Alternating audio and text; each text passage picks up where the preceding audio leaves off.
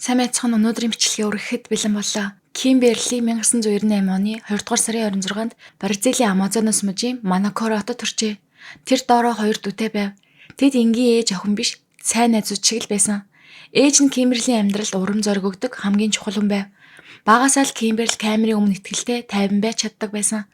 Тэр зураг авалт, гэрэл тайз, гоо үзэсгэлэнгийн ертөнцид дуртай. Зүрх сэтгэлдээ тэр үргэлж нэг мөрөөдөл тэгж явсан юм. Модель болох. Цаг хугацаа өнгөрөх тусам тэр гоо бүсгүйн тэмцээнд оролцож, зураг авалтанд орж, зар сурталчилгаан тоглож гисэн. Зорилго нь нэг л байсан. Кимберл гэдэг нэрийг олон таниулах. Тэр алхам бүрээ төгс болгохын тулд тайзан дээр алхалтаа дахин бэлддэг байв. Инээмсэглэл, хөдөлгөөн, нүдний илэрхийлэл бүгдийг төгс болтол хичээдэг байсан. Бие авч явах байдал, гойлог галбар, итгэлтэй төрхөө хадгалахын тулд тэр тууштай хичээжээ. Энэ бүх хичээл зүтгэл нь үр дүнгээ өгч 2019 онд тэр Мисс Монакор хэмээх тэтмийн эзэн болсон юм. Мисс Амазонсын тэмцээнд финалд шалгарч дараа жил дахин оролцохоор төлөвлөж байлаа. Харин гялалзсан тэтмийн цаана тэр түүнд хүрэхин тулд юуг золиослсныг хүн бүр мэддэггүй. Цаг хугацаа хүч хөдөлмөр залуунаас бүгдийг тэр мөрөөдлийнхэн төлөө зориулсан. Тэр хүсэл мөрөөдөлтөд тууштай, хөдөлмөрч бас тэтгэлээ зориулсан нэг юм байв. Кимберлигийн ээж залуудаа Мисс Манура хэмээх тэтмийн эзэн болж байжээ. Ээж нь охиндоо бүгдийг зөвлөдөг байлаа. 2019 онд Кимберл Манакороос Манас улс руу нүүж шүдний эмчийн мэргэжлэр их сургуульд элсэн суралцахын хажуугаар моделийн карьераа үргэлжлүүлэхээр шийдэв. 21 настайдаа тэр сурлага сайтаа оюутан зорилготой модель байв. Тэр үед Кимберлийн нагзах Манаус хотод түүний сургуультай ойрхон амьдардаг байжээ. Тиймээс Кимберл ахыхаа гэрт хамт амьдрахаар болсон юм. Нагаз ах нь итгэлтэй халамжтай хүн байсан учраас тэр өөрийгөө аюулгүй гэж боддог байв. Нэг орой хичээлээ тараад Кимберл найзуудаараа хотын төвийн нэгэн жижиг бааранд оржээ. Тэнд Рафаэл Фернандес Родригес хэмээх 31 настай эрэгтэйтэй танилцсан. Рафаэл 2017 онд Манаус руу нүүж ирээд тухайн үед шүүхийн шинжээч хийдэг байв. Тэр Кимберлээс 10 насаар ах ухаалаг харагддаг байлаа. Гэхдээ түүний хувийн амьдрал хинч мэддэггүй нууцлаг ертөнц байв. Харин Кимберл мэдээгүй нэг зүйл бол Рафаэл Кимберлийг олон сар инстаграмаар нууцаар дагаж зураг бүрийг нь харж чимээгүй ажиглаж байсан. Тэр өдөр бааранд анх уулзахдаа санамсаргүй уучрал мэддүр үзүүлсэн ч үнэн дээр Рафаэл аль хэдийн түүнийг мэддэг байсан юм. Тэр итгэлтэйгээр яриа өдөж бүжиглэхийг өрсөн ч Кимберл ийдгээр татгалзжээ. Тэр инээмсэглээд би найзуудтайгаа зүгээр л сайхан цагийг өнгөрүүлмээр байна гэж хэлсэн. Рафаэл анханасаа Кимберлийг мэддгээ нууцлсан байна. Тэр инстаграмаар олон сар түүнийг харж найзууд сонирхлыг нь судалж байсан ч анх уулзч байгаа мэт жүжиглжээ. Рафаэл бууж өгсөнгүй. Тэр инстаграмаар дахин зургууд дээр нь зүрх тарж мессеж илгээж эхэлсэн ч Кимберл хариу бичээгүй. Удалгүй Рафаэл түүний WhatsApp-ыг олж мэдээд мессежүүд илгээж эхэлжээ. Эхэндээ Кимберл хариу бичихгүй байсан ч сүүлдээ богино хариулт өгдөг болж бүрч уулздаг болсон. Ингэснээр 2020 оны 3 сар гэхэд тэд аль биесээр эрхэж эхэлсэн юм. Харин эхэндээ бүх зүйл сайхан мэт санагдсан. Рафаэл анхааралтай, халамжтай мэт. Кимберл тэр бол итгэж болох хүн байж магадгүй гэж боджээ. Гэхдээ хэдхэн сарын дараа бүх зүйл аажмаар нуруу унаж эхэлсэн. Кимберл найзуудаа Рафаэл миний бодсноос тэс өөр хүн юм байна гэж ярьж эхэлжээ. Тэр хартай бүхнийг өөрийн мэдлэл байлгахыг хүсдэг, бүх зүйлийг хянах гэж оролддог хүн байв. Кимберлийн утсыг шалгаж мессеж, зураг, холбоо барьсан хүн бүрийг нь шалган асуудаг болсон. Энэ бүхэн Кимберлэнд дарамттай санагдаж эхэлжээ. Кимберл ямар ч буруу зүйл хийгээгүй, түүнийг хуурч байгаагүй. Гэтэл Рафаэл итгэхгүй бүрч илүү хяналт тавьж эхэлсэн. Тэр түүнийг хаана явна, хинтээ уулзаж байна. Яагаад энэ зурагт инээсэн юм гээд бүгдийг хяндаг болжээ. Хайр гэж нэрлэгдэх зүйл аажмаар айдас болон хувирч эхэлсэн юм. Тэд дөнгөж үрхэж эхэлж байсан ч Рафаэл аль хэдийн Кимберлийг өөрийн өмчиг ханддаг болсон байлаа. Тэр Кимберлэд эрэгтэй найзтай байж болохгүй. Ямар зураг тавих, хинтээ юу ярих зэргийг хүртэл зааж эхэлсэн. Энгийн яриа хүртэл байцаал болж хувирч Кимберл сэтгэл санаагаар маш их унаж эхэлжээ. Тэр найзтай Рафаэл миний бүх зүйлийг хянахыг хүсдэг. Ажлын хувцас, зураг, найз нөхөд бүгдийг гэж ярьж байв. Хамгийн аимшигтай нь энэ бүх зүйл дөнгөж 2 сарын дотор ил гарсан. Ийм хурдан хугацаанд ингэтлээ хартай, хяналттай болох нь ямар ч харилцаанд аюулын тохио болдог. Жинхэнэ хайр бол хянах бус эрхчлөө өгөх ёстой. Харин Кимберлийн хувьд энэ хайр нь аажмаар торон торигцсан амьдрал болж хувирсан юм. Хэдхэн сарын дараа Кимберл бүхнийг ойлгосон. Тэр хайр нэрийн дор өөрийгөө алцаар байгаагаа амьсгалах зайгүй болж байгаагаа мэдэрч эхэлсэн байна. Би түүнээс залхаж байна. Энэ харилцаа намайг дарамтлаж байна гэж тэр найзуудтай хэлжээ. 22 настай түүнд амьдрал бүхэлдээ нээлттэй байсан. Тэр их сургуулийн шүдний эмчийн ангид суралцаж мөн мисс болох мөрөөдөлгээд бүгд түүний өмнө байлаа. Харамсалтай нь тэр бүх сайхан зүйл нэг хүний хартай хянах зангаас болж үгүй болсон. Рафаэл уучлал гуйж бэлэг цэцэг орой олон дурдаг байв. Гэхдээ Кимберл бүхнийг ойлгож байсан.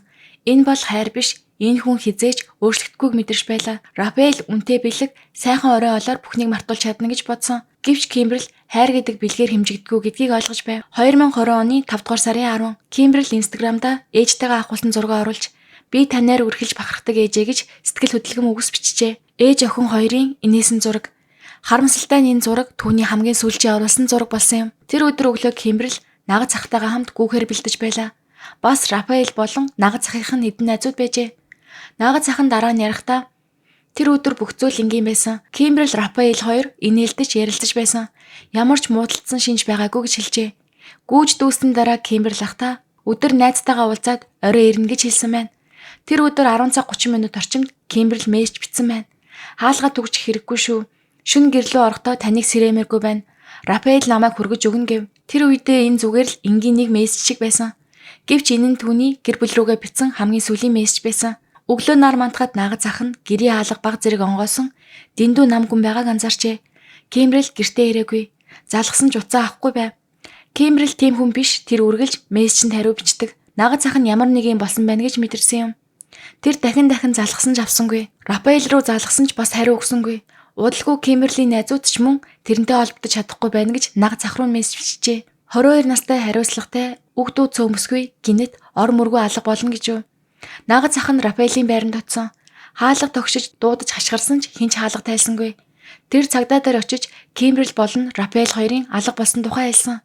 Цагдаа нар насан турш хүмүүс хамт хаа нэгтээ явж байгаа байх хэрэг үүсгэх шаардлагагүй гэж хэлсэн байна. Зарим нь бүр магадгүй аялалд явсан байх гэж хүртэл хэлжээ. Гэхдээ нагаз ах нь түүнийг хинээс ч илүү мэднэ. Кимберл зүгээр нэг алга болох хүн биш. Тэр хаач явсан холбоо барьдаг байсан. Цагдаа нар хөдлөхгүй байсан тул гэр бүл нь өөрсдөө хайж эхэлжээ. Тэд Кимберл болон Рафаэлийн зургуудыг сошиал дээр тавьж харсан хүн байвал бидэнтэй холбогдно гэж тавьсан. 2020 оны 5 дугаар сарын 12-ны өөрийн 4 цаг орчим. Цагдаа нар Рафаэлийн байшингийн алгыг хүчээрээ оржээ.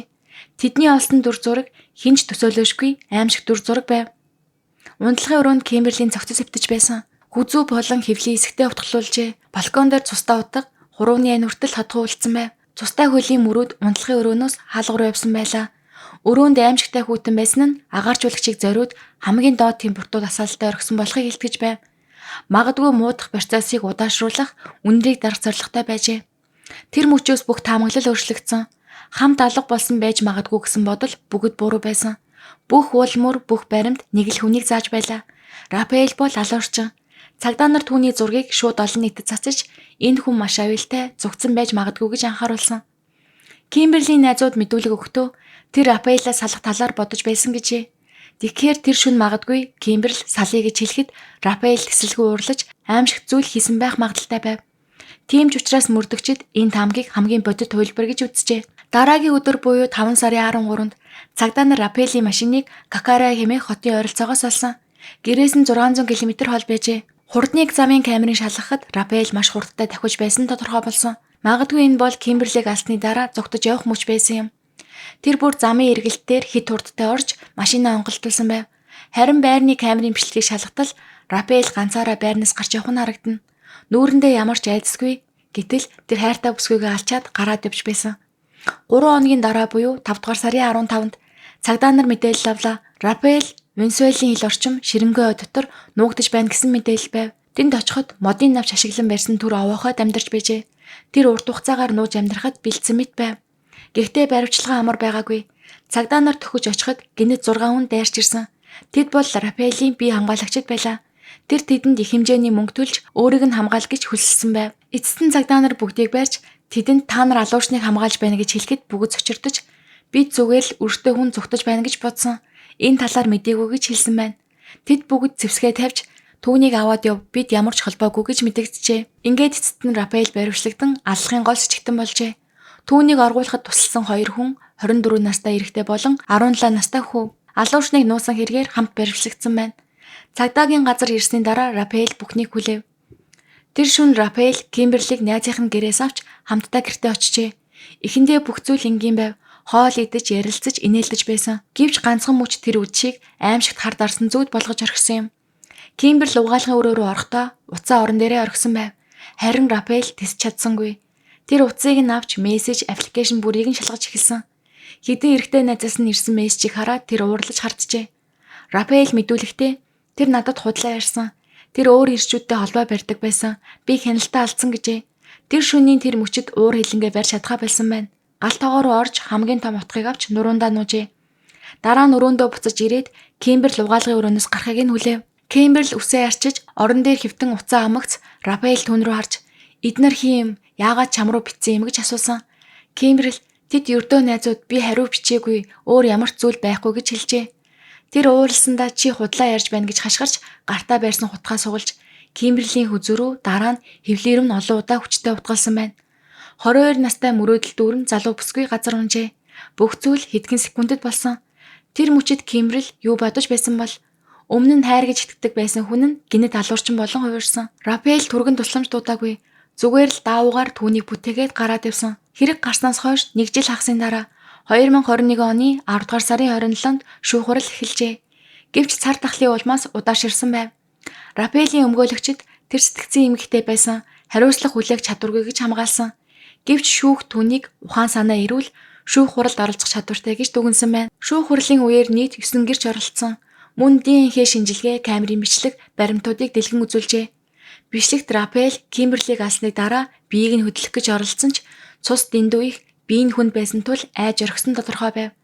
Тэр дараа нь аавраа залгаж "Би хүн алчглаа" гэж хэлсэн байна. Аав нь цочирдан "Хүүмэнд цагдаад мэдэгд" гэж хэлжээ. Гэвч Рафаэл татгалзаж "Би зүгтнэ" гэж хариулсан. Тэр орон сууцнаасаа гарч Кимберлийн утсыг ойроо шидэж орхиж мөрөө баллахыг оролдсон. Замдаа машин нь онголцсон ч тэр зогссонгүй. Баава Виста хотоос бэлэн мөнгө авч дараа нь Венесуэлийн хил авахыг оролдсон. Гэвч хил хамгаалагчид түүнийг нэвтрүүлээгүй. Тэгээд тэр ширэнгөө ойроо орж бие хамгаалагч хүлсэн нуугдж амьдрахаар болжээ. Рафаэл мэдүүлэхдээ "Би тухайн үед ухаангүй уурлаж л хийсэн.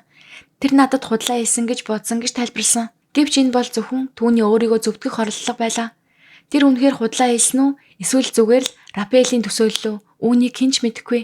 Олон хүн Рафаэлийн хэлсэн үгэнд итгээгүй. 2021 оны 10 дугаар сарын 28-нд шүүх эцсийн шийдвэрээ гаргалаа. Рафаэл 14 жилийн хорихол оноожээ. Харамсалтай нь энэ шийдвэр олон хүний зүрхийг өвтгсөн. Кимберлийн аймыг, түүний мөрөөдлийг, түүний ирээдүг үнэлэхэд хэтэрхий багаал байлаа. Олон хүн уурлаж энэ шудраг бус байна гэж хэлсэн.